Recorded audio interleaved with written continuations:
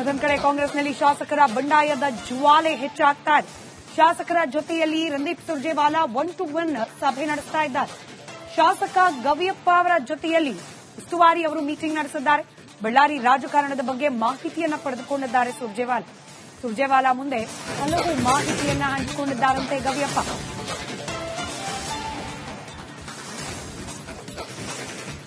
ಕೇವಲ ಒಂದು ಬಾರಿ ನಡೆದ ಸಭೆಯಲ್ಲ, ಅನೇಕ ಮಾಹಿತಿಗಳನ್ನ, ಅದರಲ್ಲೂ ಬಳ್ಳಾರಿ ರಾಜಕೀಯಕ್ಕೆ ಸಂಬಂಧಪಟ್ಟ ಮಾಹಿತಿಯನ್ನ ಸುರ್ಜೇವಾಲಾ ಅವರ ಮುಂದೆ ಪ್ರಸ್ತಾಪ ಮಾಡಿರೋದ್ರಿಂದ ಮತ್ತೊಮ್ಮೆ ಬನ್ನಿ ಅಂತ ಹೇಳಿ ಗವಿಯಪ್ಪನವರಿಗೆ ಸೂಚನೆ ಕೊಟ್ಟಿದ್ದಾರಂತೆ.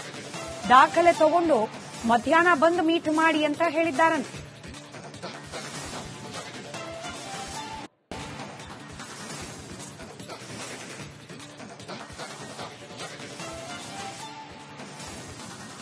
ಮತ್ತಷ್ಟು ಡೀಟೇಲ್ಸ್ ನಮ್ಮ ಪ್ರತಿನಿಧಿ ಬಸವರಾಜ್ ನೀಡ್ತಾರೆ. ನೇರ ಸಂಪರ್ಕದಲ್ಲಿದ್ದಾರೆ. ಬಸವರಾಜ್,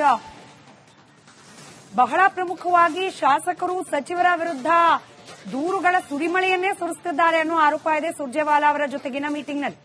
ಅದರಲ್ಲೂ ಗವಿಯಪ್ಪನವರನ್ನ ಮತ್ತೊಮ್ಮೆ ದಾಖಲೆ ಸಮೇತ ಬನ್ನಿ ಅಂತ ಹೇಳಿರೋದು. ಯಾವ ದಾಖಲೆ ಇರಬಹುದು, ಯಾರ ವಿಚಾರಕ್ಕೆ ಸಂಬಂಧಪಟ್ಟಂತೆ ಇರಬಹುದು ಅನ್ನೋ ಸಹಜ ಕುತೂಹಲ.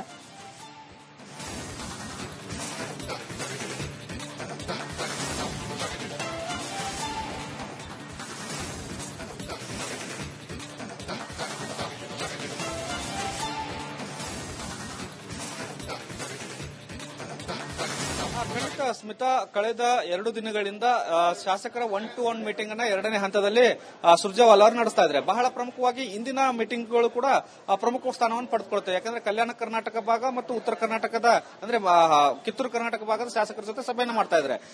ಇದರ ನಡುವೆ ಇವತ್ತು ಬಸವರಾಜ ರಾಯರೆಡ್ಡಿ ಅವರು ಕೂಡ ಮೀಟಿಂಗಿಗೆ ಆಗಮಿಸೋರಿದ್ದಾರೆ. ಮೊನ್ನೆ ಅಷ್ಟೇ ಅನುದಾನದ ವಿಚಾರವಾಗಿ ಒಂದು ಹೇಳಿಕೆಯನ್ನು ಕೊಟ್ಟಿದ್ದರು, ಸಾಕಷ್ಟು ವಿವಾದ ಆಗಿತ್ತು. ಇದರ ನಡುವೆ ಬೆಳಗ್ಗೆಯಿಂದ ಕೂಡ ಒಂದಷ್ಟು ಶಾಸಕರನ್ನ ವಿಶ್ವಾಸಕ್ಕೆ ತೆಗೆದುಕೊಂಡು ಅವರ ಅಹವಾಲನ್ನ ಸುರ್ಜೇವಾಲಾ ಅವರು ಆಲಿಸ್ತಾ ಇದ್ದಾರೆ. ಇದರ ನಡುವೆ ಗವಿಯಪ್ಪ ಅವರು ವಿಜಯನಗರದ ಶಾಸಕರು, ಅವರು ಕೂಡ ಮೊದಲಿಗೆ ಅವರ ಅಪಾಯಿಂಟ್ಮೆಂಟ್ ಇತ್ತು, ಅವರು ಅಪಾಯಿಂಟ್ಮೆಂಟ್ ಅನ್ನ ಮುಗಿಸಿಕೊಂಡು ಬಂದ ನಂತರ ಮತ್ತೊಮ್ಮೆ ಬರ್ತಾನೆ ಅನ್ನುವಂತ ಮಾತನ್ನ ಹೇಳ್ತಾ ಹೋದ್ರು. ಆ ಬಳಿಕ ಒಂದಷ್ಟು ಮಾಹಿತಿಗಳು ಲಭ್ಯ ಆಗಿರತಕ್ಕಂತಹದ್ದು.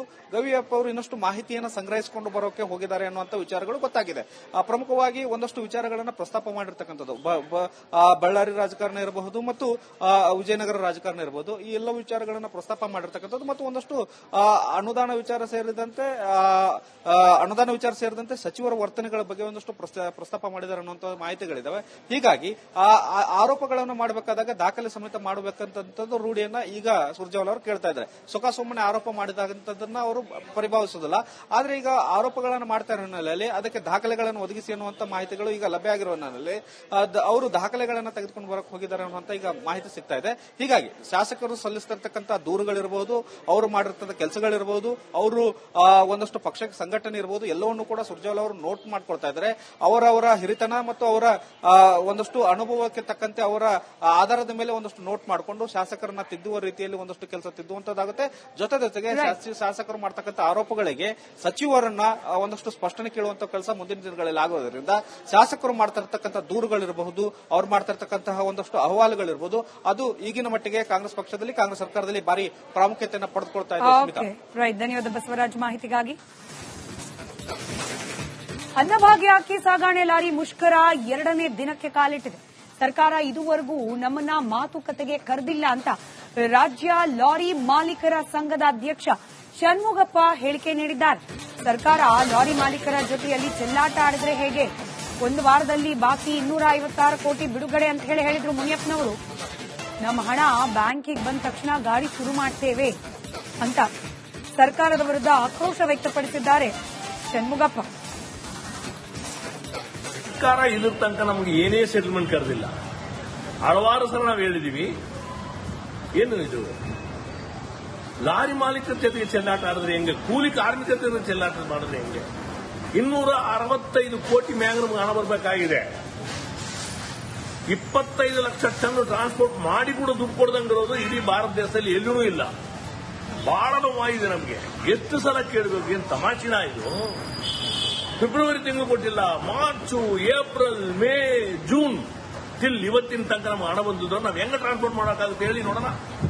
ಹಲವಾರು ಸಲ ಕೇಳಿದೀವಿ. ಕಳೆದ ಟೈಮ್ 19ನೇ ತಾರೀಕು ಸೆಟಲ್ ಮಾಡ್ತೀನಿ ಹಂಗಂತ ಹೇಳ್ಬಿಟ್ಟು ಸೆಕ್ರೆಟರಿ ಸಾಹೇಬರು ಕರೆದ್ರು. ಬಹಳ ಗೌರವ ಇತ್ತು ನಮಗೆ. 19ನೇ ತಾರೀಕು ಬಂದಿಲ್ಲ, 30ನೇ ತಾರೀಕು ಬಂದಿಲ್ಲ.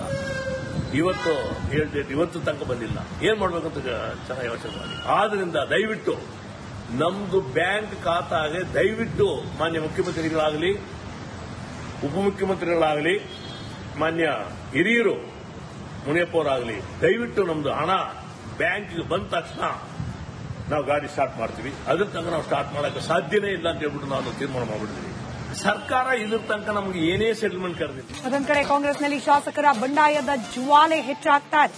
ಶಾಸಕರ ಜೊತೆಯಲ್ಲಿ ರಣದೀಪ್ ಸುರ್ಜೇವಾಲಾ 1-to-1 ಸಭೆ ನಡೆಸ್ತಾ ಇದ್ದಾರೆ. ಶಾಸಕ ಗವಿಯಪ್ಪ ಅವರ ಜೊತೆಯಲ್ಲಿ ಉಸ್ತುವಾರಿ ಅವರು ಮೀಟಿಂಗ್ ನಡೆಸಿದ್ದಾರೆ.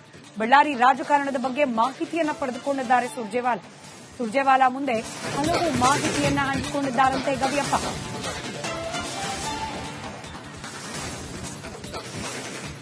ಕೇವಲ ಒಂದು ಬಾರಿ ನಡೆದ ಸಭೆಯಲ್ಲ, ಅನೇಕ ಮಾಹಿತಿಗಳನ್ನ, ಅದರಲ್ಲೂ ಬಳ್ಳಾರಿ ರಾಜಕೀಯಕ್ಕೆ ಸಂಬಂಧಪಟ್ಟ ಮಾಹಿತಿಯನ್ನ ಸುರ್ಜೇವಾಲಾ ಅವರ ಮುಂದೆ ಪ್ರಸ್ತಾಪ ಮಾಡಿರೋದ್ರಿಂದ ಮತ್ತೊಮ್ಮೆ ಬನ್ನಿ ಅಂತ ಹೇಳಿ ಗವಿಯಪ್ಪನವರಿಗೆ ಸೂಚನೆ ಕೊಟ್ಟಿದ್ದಾರಂತೆ. ದಾಖಲೆ ತಗೊಂಡು ಮಧ್ಯಾಹ್ನ ಬಂದು ಮೀಟ್ ಮಾಡಿ ಅಂತ ಹೇಳಿದ್ದಾರಂತೆ.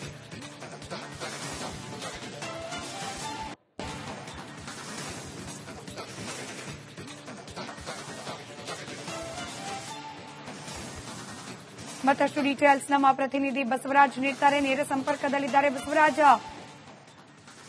ಬಹಳ ಪ್ರಮುಖವಾಗಿ ಶಾಸಕರು ಸಚಿವರ ವಿರುದ್ಧ ದೂರುಗಳ ಸುರಿಮಳೆಯನ್ನೇ ಸುರಿಸುತ್ತಿದ್ದಾರೆ ಅನ್ನೋ ಆರೋಪ ಇದೆ ಸುರ್ಜೇವಾಲಾ ಅವರ ಜೊತೆಗಿನ ಮೀಟಿಂಗ್ನಲ್ಲಿ. ಅದರಲ್ಲೂ ಗವಿಯಪ್ಪನವರನ್ನ ಮತ್ತೊಮ್ಮೆ ದಾಖಲೆ ಸಮೇತ ಬನ್ನಿ ಅಂತ ಹೇಳಿರೋದು. ಯಾವ ದಾಖಲೆ ಇರಬಹುದು, ಯಾರ ವಿಚಾರಕ್ಕೆ ಸಂಬಂಧಪಟ್ಟಂತೆ ಇರಬಹುದು ಅನ್ನೋ ಸಹಜ ಕುತೂಹಲ.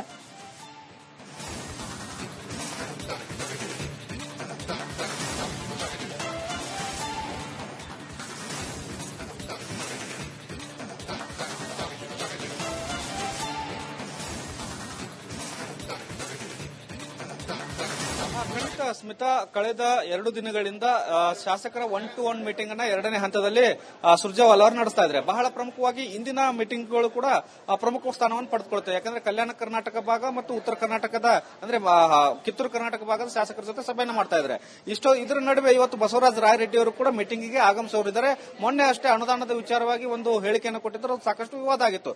ಇದರ ನಡುವೆ ಬೆಳಗ್ಗೆಯಿಂದ ಕೂಡ ಒಂದಷ್ಟು ಶಾಸಕರನ್ನ ವಿಶ್ವಾಸಕ್ಕೆ ತೆಗೆದುಕೊಂಡು ಅವರ ಅಹವಾಲನ್ನ ಸುರ್ಜೇವಾಲಾ ಅವರು ಆಲಿಸ್ತಾ ಇದ್ದಾರೆ.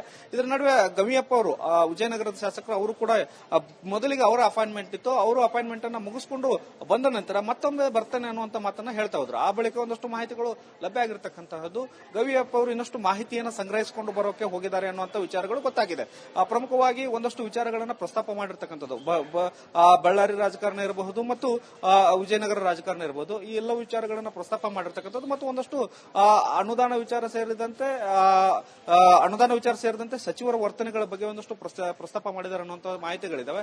ಹೀಗಾಗಿ ಆರೋಪಗಳನ್ನು ಮಾಡಬೇಕಾದಾಗ